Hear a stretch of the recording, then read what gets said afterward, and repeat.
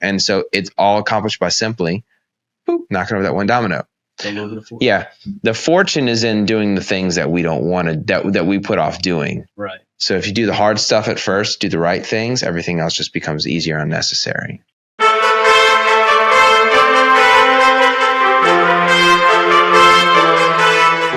Welcome again to the Prime Mover Podcast, where we ignite the engine of your success in faith, family, finance, and fitness. Join us as we explore the power of being a prime mover in both your professional and personal life.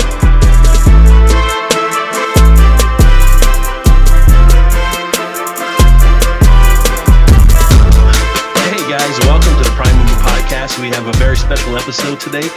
We are with Joe Boudreaux, who is the CEO, team leader Yep. of both Keller Williams Partners and Joe Boudreaux Group. Yeah, the Boudreaux Group. Boudreaux Group. Thank you very much. I apologize about that. And then, of course, he also is an entrepreneur. He owns Zach's Frozen Yogurts. Yep. And what else you own, Joe? Yeah, man. That's it, man. A few little LLCs here and there for different things. Nothing major. I got you. So as you guys know, the Prime Mover Podcast, when we talk about a prime mover, if you look up the definition of prime mover, a prime mover is something that gets the initial project started. For example, a combustible engine or a generator on a platform or anything of that nature is the prime mover. The bulldozer that first clears the land to put up a development would be considered the prime mover. And then, of course, we take that and turn that over into people. And so we talk about people as being a prime mover, and we like to have prime movers on the show. So, of course, that's why we have Joe invited over to the show, because he is a prime mover for both in the real estate, local market here in Houma, Thibodaux, Assumption, Lafourche. Yep. You got a few of them? I did hit them all. Quite a bit in Lafourche. Yes. Quite a bit. You're good. Excellent. And then, of course, like I said, he has owned Zach's Frozen Yogurts. How many years now? You've had Zach's for quite a while, huh?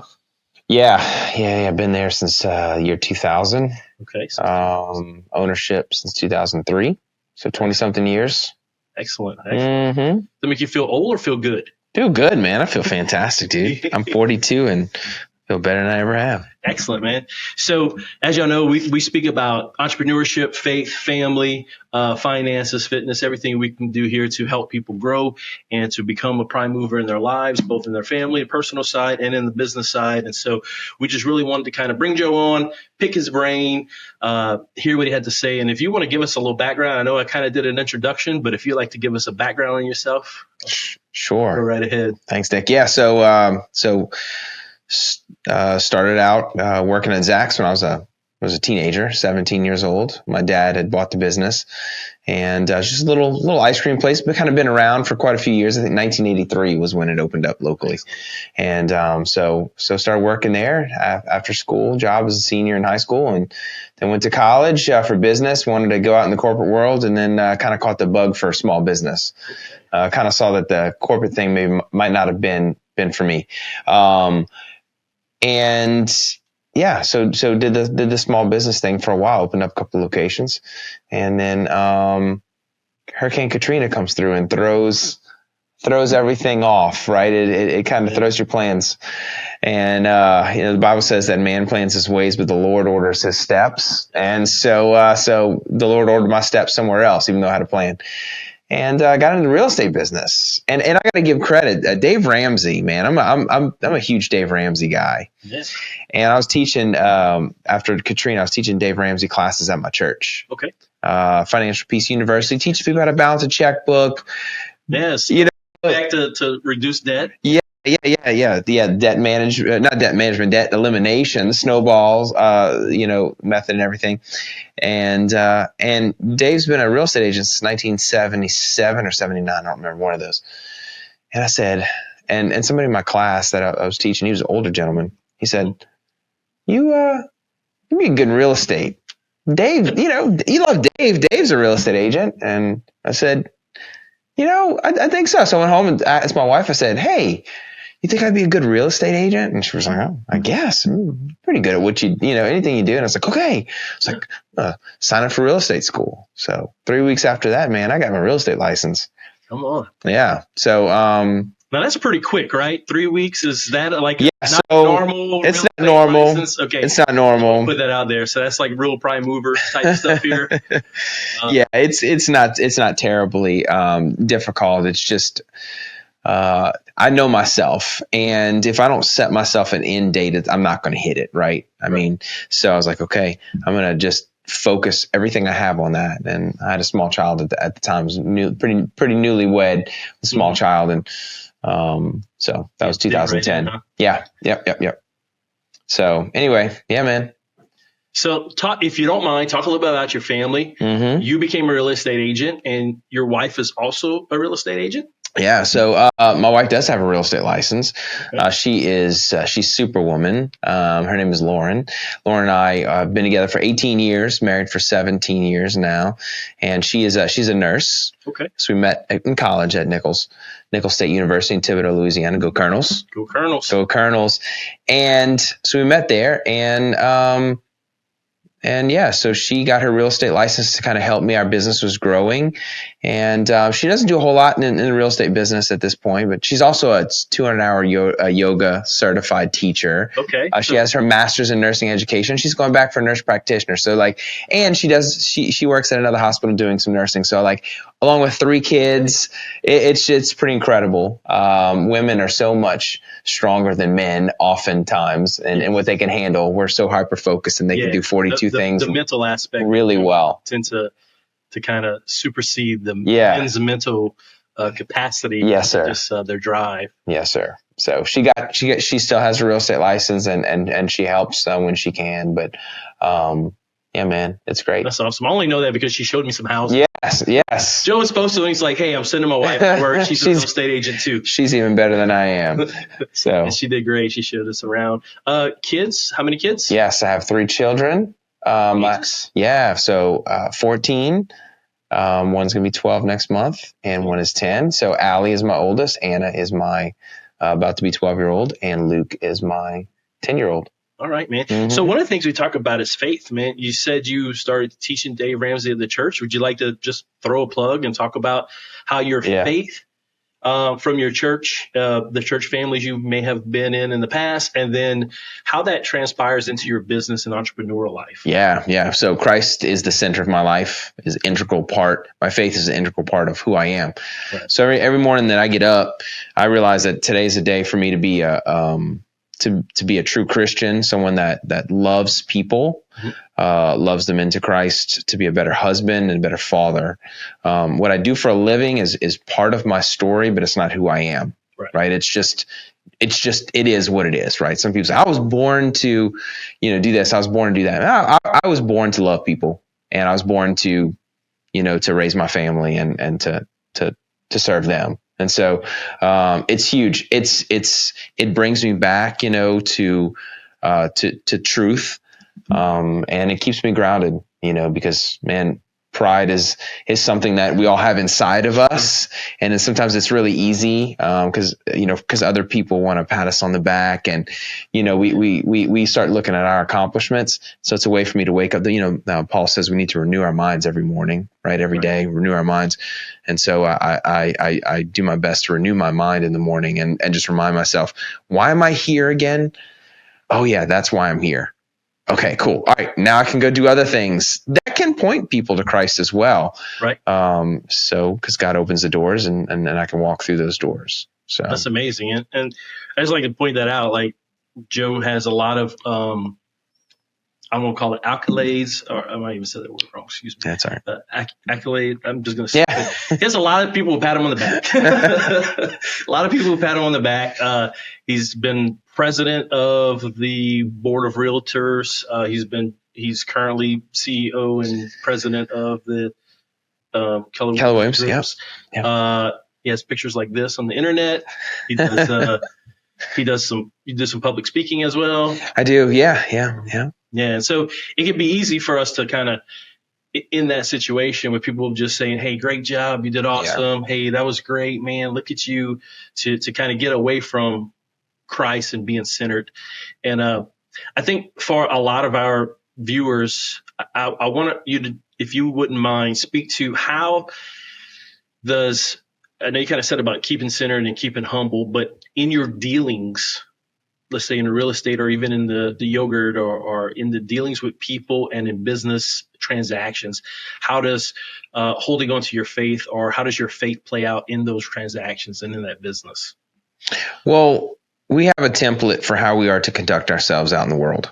And so as long as we follow that, as long as we don't insert self into it, as long as we prefer others, that's pretty much it. Every time we start to try to serve our self-interest, money is good for the good money can do.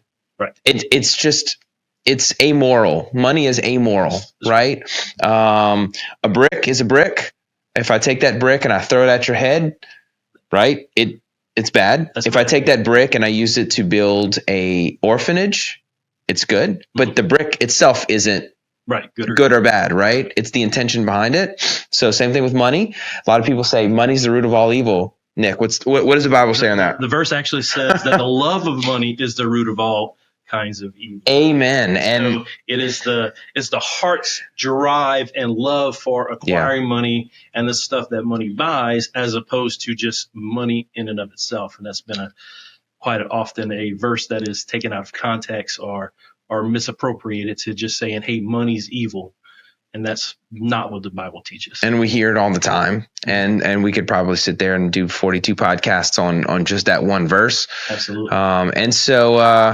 So yeah, money's good for the good money can do.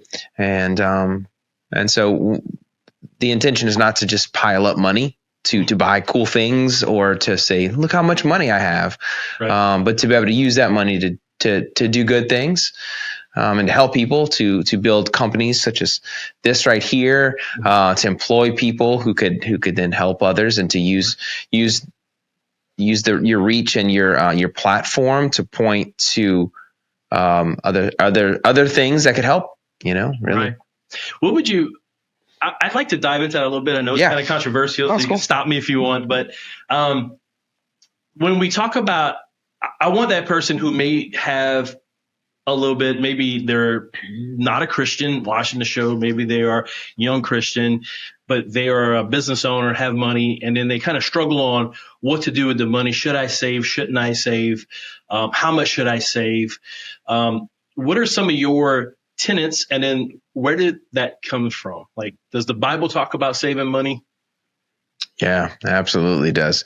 Yeah. So, saving money is important. And I know it's hard, especially the last couple of years, man, with hitting these storms. A lot of people weren't prepared, for these storms, because the winter comes and if you're not prepared for it, you'll get out there frozen. There's I don't know if it's in a proverb, but it talks about only a fool will build a building without counting the cost first, right? And so math is important, right? And we know that there are variables out there, and so it's always good to live a little bit beyond beneath your means, right? Because we're always surprised when something happens, right? Like a medical bill, right? But we live like, if we go 6 months without any medical bills, we're like, yeah, it's time to trade in my 2023 truck for the new 2024 for $300, $400 more per month because everything's fine. I'm making more money. I see a lot of times in the real estate business, a lot of people, they make more money and so they spend more money, but they never really make any traction in life. They just now have bigger bills and maybe live in a little more expensive neighborhood. But at the end, there's a statistic. It's crazy. 73% of NBA players are broke, are bankrupt 3 years after they retire. The average salary in the NBA is like $7-8 million. Wow. So understand, it's because when you make $1 million and you spend 1.1 million, there's only so long that you can go ahead and do that, right? It's backwards. So it doesn't matter how much money you make, right? It's defense. We always focus on the offense of making more money, Nick. Right. We just don't focus on the defense of keeping more money. Right. Oh yeah, I agree with you that. Going back, I guess we use sports because sports people tend to make a large amount of money compared to the average American. Right. But I believe it was Mike Tyson who was getting paid somewhere, and I might be wrong, so don't beat me up on the internet, but I want to say he was getting paid somewhere between $35 to $50 million a fight through the height of his career. And he ends up broke not long after he retired from boxing. And like you said, that happened to most NBA players. That's happened to football players. That's happened to people who've made a lot of money. That's happened to business people too. We just don't know them by name. They're probably not in the media as big, but that happens a lot. It reminds me, my wife has this story that she tells. It's kind of funny. I shouldn't say funny, but she flew from California back down here, and she was sitting next to a doctor, or maybe she was going towards California. She was sitting next to a doctor, a surgeon, and some kind of way they got talking, and he started talking about money because this is when she was younger. And he said, listen, you need to learn to save. This is coming from the doctor. He says it doesn't matter how much money you make, because when you make more money, you just have bigger bills. You're still in debt if you don't learn to break the habit of being in debt. Yeah. And that happens.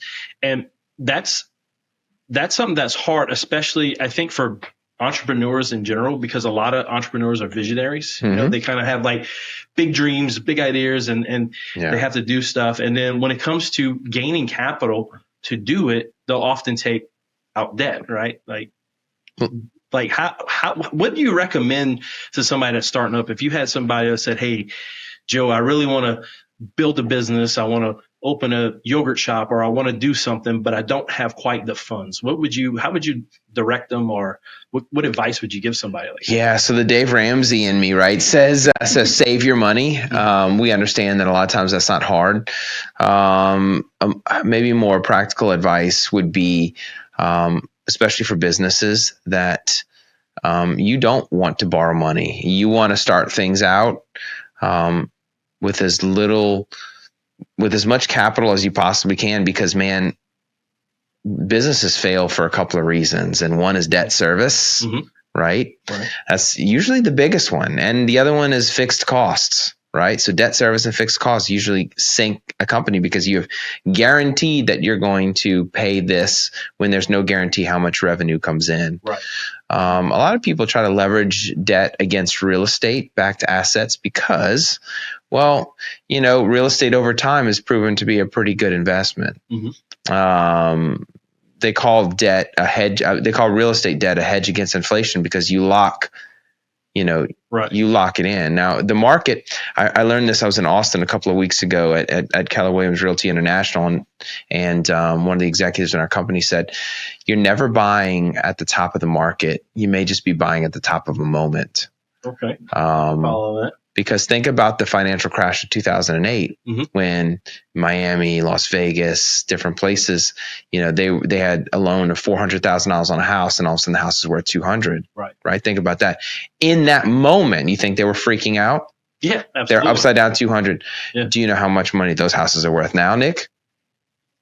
I would have guessed in the millions right now. Yeah, probably so. I mean, somebody that, it was, you know, in Vegas. That long ago, right now. In Vegas in 2008, you know, they owned a house. They bought a house for $450,000. All of a sudden, the market crashes. The house is worth $250,000. But if they would have hung on and just kept paying their mortgage, because it doesn't matter what it's worth, your mortgage is the same, right? Unless you do like an adjustable rate mortgage or something like that, which is very foolish. Do that. Head down. Yep. That $400,000 house now worth $800,000, $900,000, $1 million. Right. So while they were worried in that particular moment, you're never buying at top of the market. You know, are things getting more expensive, or is the money just buying less? I think money's buying less. Right? Yeah, we could talk that in circles. Right. Yeah. Oh no, things are just more expensive. Yeah, exactly. So, you know, so a lot of people borrow money and they take out a mortgage backed on some sort of real estate.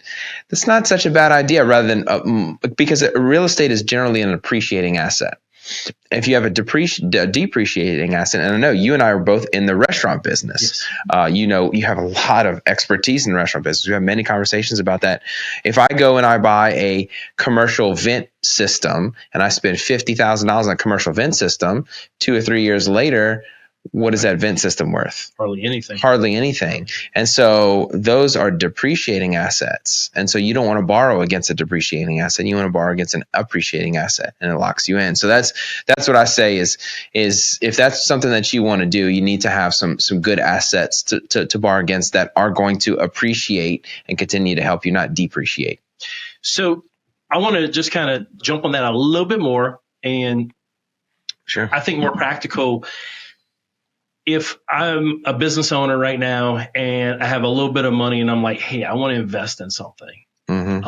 I want to get into real estate. What type of real estate is a good first investment? What would you recommend to someone if they said, hey, Joe, I really want to get into real estate as an investment? Do you look at commercial properties? Do you look at homes? Do you what? I don't know that answer. Sure. I'm asking you. Like, sure. What would you tell someone that had a little bit, their business was doing well and they wanted to kind of have appreciating assets as opposed to just inventory sitting in the back? Great question. First thing that comes to my mind was I would tell you, go ahead and buy a fourplex. You have to live in one of them. So fourplex, duplex, triplex, or fourplex, quadplex. You can still buy with an FHA loan, which is a government-backed loan. And it's a pretty easy loan to get, just good credit and pretty much guaranteed. And if you live in one, you can rent out the other three, and that will. So I promise you, let's say you buy a fourplex for, let's say, $400,000, and your note, and $400,000 after your 3.5% down, could be, let's say, I don't know, Nick, let's say it's $2,500 a month. Mm-hmm. And I'm sorry I'm sorry if I don't have a mortgage calculator in front of me. Okay, let's just call it $2,500. $2,500 a month. If you are renting out each space for $1,000 a month. Mm-hmm. Which is cheap. Yes, you cannot find. I'm just going to say so 1, 2, 3, or we'll call it $1,250 because you always want to have room for one vacancy. If 50% of your stuff is being rented, 50%, one is vacant, you're living in the other. Who's paying your mortgage? The renters. The renters are paying your mortgage. So you live for free and you have one vacant. You might be able to do that on an Airbnb and make even more money. Right. Within a location, right? Right. And so you get to a point when you can get another loan, and then you move out, and then you get a conventional loan, you move out, and then you put someone in there and you do that. And so now this is paying double, correct? $1,250, and we're not even talking about going up on your rents. Right. Now you're doubling your mortgage. Wait, Nick, wait. Now you could either pay that off faster, or you can take the extra. You need to put some extra aside. Yeah. You take that, and now help you to do a down payment or pay more on the other one. And then you keep doing that, keep doing that, keep doing that. That is one way to do it. Mm-hmm. I don't recommend someone goes and buys a single family home as a rental. Right. Because when somebody moves out or sticks you with a big repair bill, Zero. What you got? Zero. I don't like single family homes, to be honest with you. I like to live in a single family home. I don't want to own any.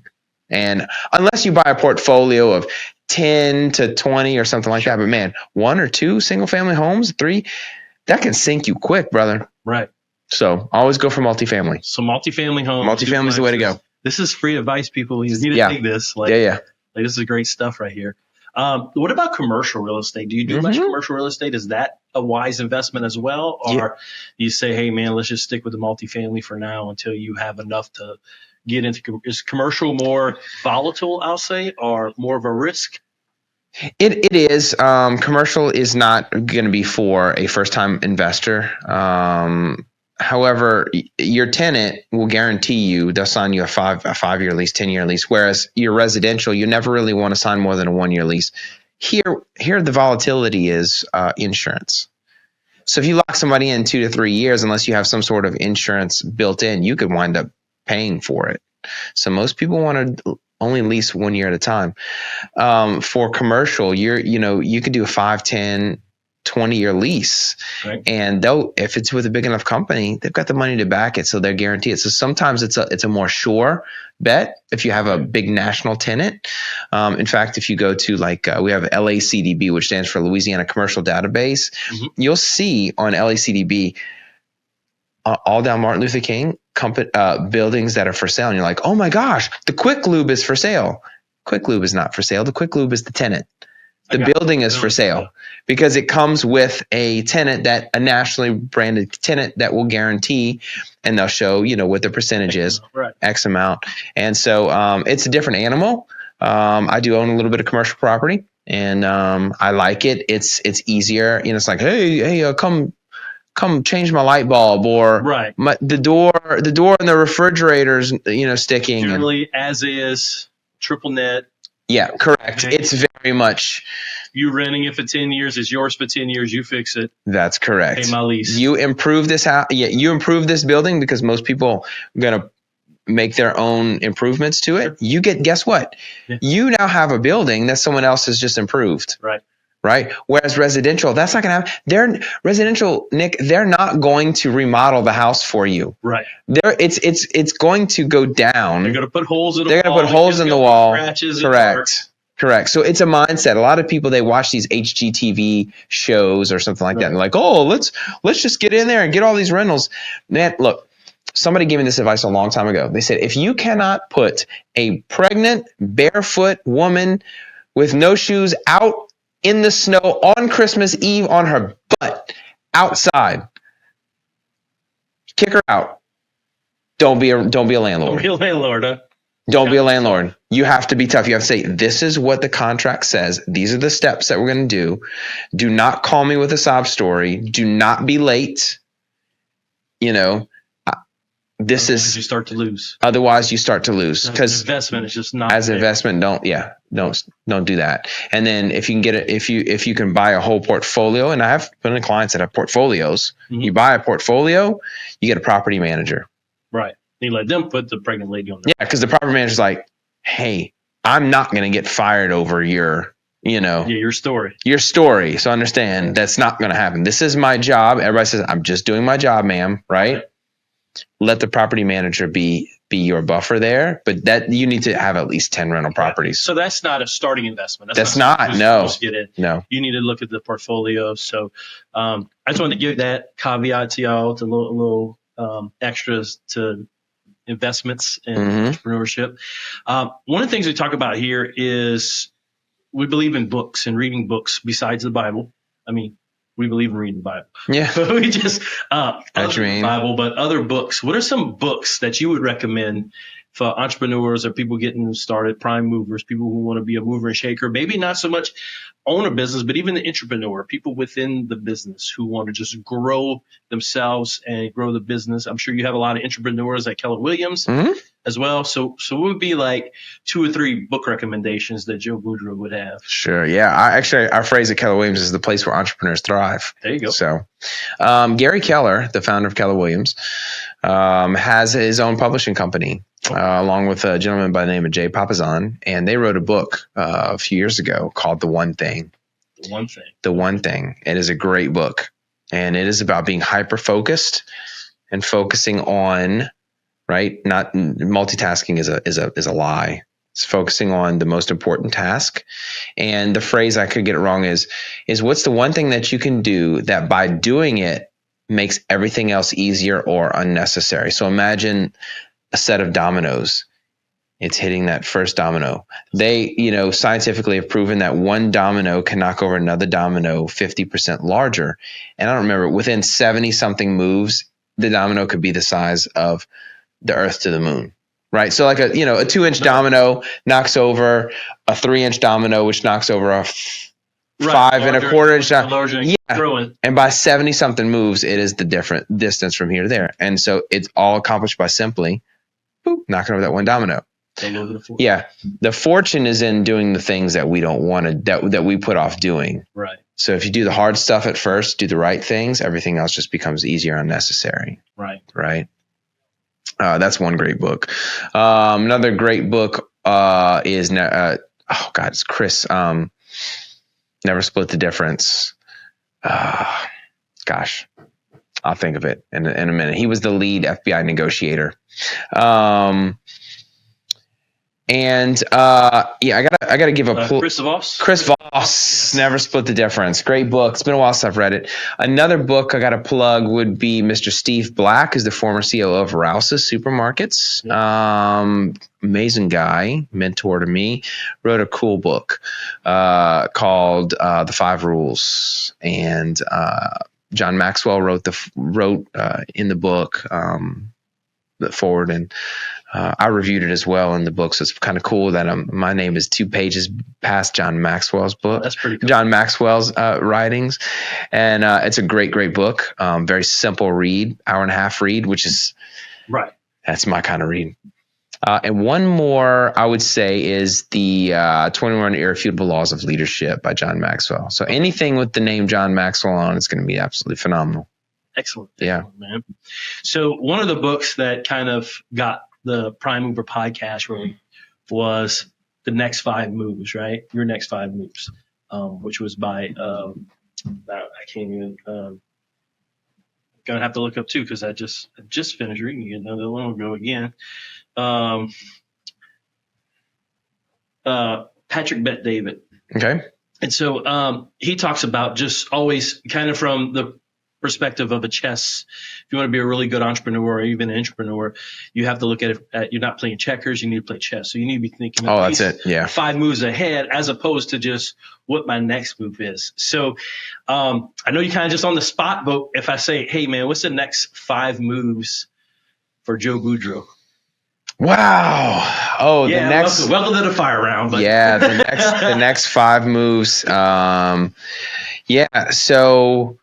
I think we want to open up some more Keller Williams offices. I think we've got a really great group of leaders and owners, and we've proven that that the way that we do things is really advantageous for the brand.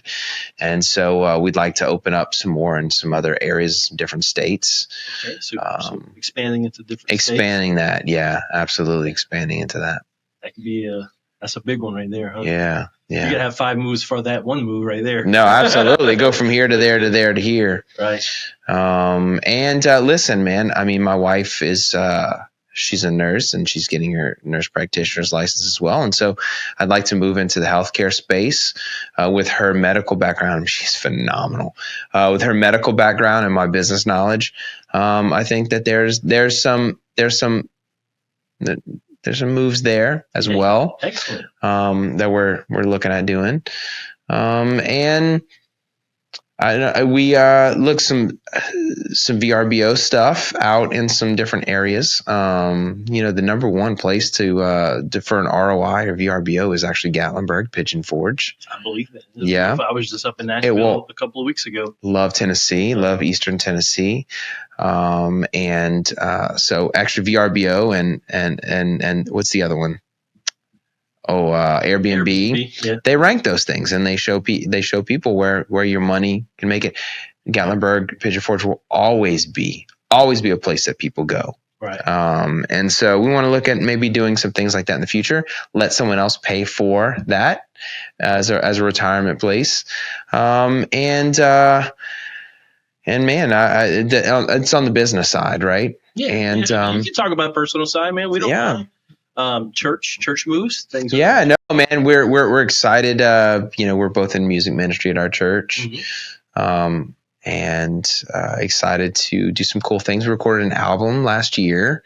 So I played bass on the ad. It is. It is. Yeah, plug it, man. Don't be afraid.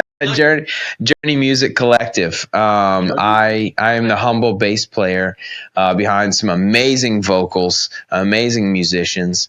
So we've traveled around and done some ministry with Journey Music Collective. It's a collection of worship leaders and musicians from Texas all the way to the Florida Panhandle. So is that y'all website, thejourneymusiccollective.com? Is that y'all or is that somebody else? Yeah, I think so. You'll see Nathaniel and Eden. They are they're the front people for it.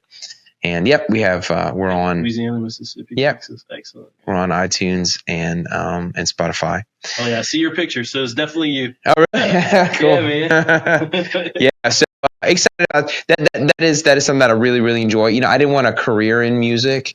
I didn't want that lifestyle, to be honest with you, man. I'm kind of like to get up early, drink some coffee like a football, drink some afternoon coffee, which, by the way, I hope y'all have some coffee around here. Yeah, man, need that. And, around 8:30, 9 o'clock, time to go to bed. That is not a musician's schedule. No. So I said, I not that I'm good enough to be a professional musician, but it wasn't something that I wanted to do. But I enjoy being able to do that from our church and minister to people and that kind of stuff. So we'd love to do some more recording and continue my journey learning there. That's exciting, man. Yeah, man. So we kind of usually end on giving the floor to you, but I have another question that popped in my head, which I should have asked earlier, but so it doesn't fit in this, but we might be able to chop it up and edit, or I might just leave it. Who knows? So as you know, we run a generator shop and we have a generator marketing company, or a marketing company specifically to generator owners and shops.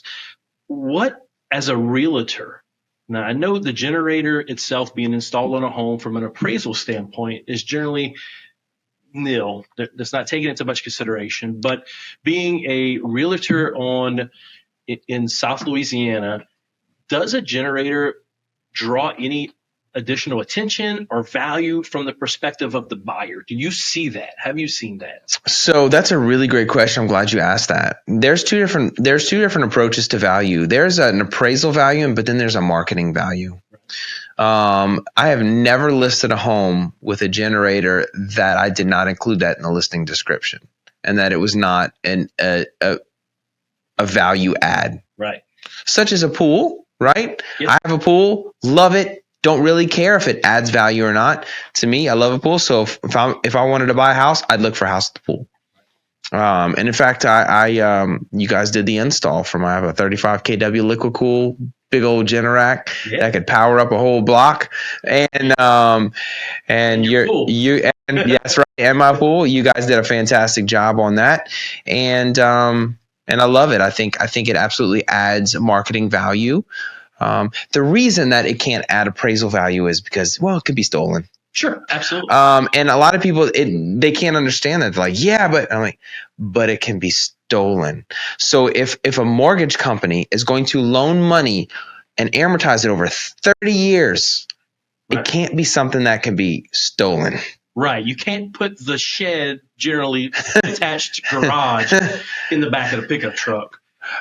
Possibly put the generator or the pool in the back of a pickup. Pool doesn't really fit the back of the pickup truck. But you guys can bolt it down. Mm-hmm. But give some really smart guys creative thievery, and they can go ahead and put that in the back of the truck. So that's why. That's why. Yeah, that's a great point, man. I never even understood why, because from our perspective, I'm like, man, that's a $35,000 job right there. That's a massive generator. Probably won't fit in the back of a truck, but it can fit in the back of a certain truck. It might not fit the back of the 150 pickup truck, but there is a truck that will haul it. Yes, sir. And so that absolutely makes sense of why it's not added on the appraisal value, but it definitely does add marketing value. Absolutely. I know when I was searching for a home, I mean, that's kind of how many times I asked you that question. Just have a generator. Hey, does it have a generator? That's the first thing I asked. Just have shutters, hurricane shutters, certain things. All those different things for your home just helps to improve. Mm-hmm. So that's just kind of, I know I have listeners who are like, man, well, I just spent X amount. Like, why is that not add to the value of my home? I'm like, because now you know. Thanks to Joe. Joe, I'm going to let you close this out. Do you have anything advice-wise, whether it be personal, family-related, business-related, that you would like to tell our viewers, future entrepreneurs who are in business and just looking to grow, or people who are entrepreneurs that are looking to just fill their tool belt? Is there something you like to? You can look at the camera. Sure. Tell them. Yeah. Just let them know whatever your closing remarks are. Yeah, absolutely. I think the thing I want to say is be your authentic self. Be the best version of you. Show up every day. Be where your feet are. Get out of your phone. Put your phone down when you're conversing with other people. That's one big thing. Look people in the eye. That's a lost art. Remember that success is simple. It's not easy. And that the formula for success is consistency plus availability. Be consistent. Don't be someone that jumps around and does different things. So different things. It's okay for you to do multiple things. It's just you need to be consistent. Follow up with people. Love people. Be true. Always look out for the relationship over revenue. Right. You could always earn more money. Always earn more revenue. You've probably lost money on customers before just to make them happy. Absolutely. Because the reputation, there's a bunch of good R's, right? Right. Relationship over revenue, Right. To get a good reputation. And so if you do those sort of things, and just remember that your family is always the ones that are going to be by your side. So make sure that they are your priority, and always keep your faith with you. Everywhere you go, you are not only on a job interview, but you're a representation of your family, you're a representation of your name, you're a representation of your children, and money can't buy that. So focus on the things that money can't buy, and you'll be rich. Excellent. Man. Well, I appreciate it. Well, thank you, Prime Movers. Joe Boudreaux, Keller Williams, Zach. Yep. Joe, it was a pleasure having you on today. Thanks, Nick. I'd love to have you back at some point in time. Hey, man. Love to be back. Excellent. Thanks. You. Thank you, brother. All right. Good stuff. Not too bad, bro. Yeah, man. I like it. Pretty good. We're about 40 minutes into it. Yeah, cool. So I cannot do too much editing.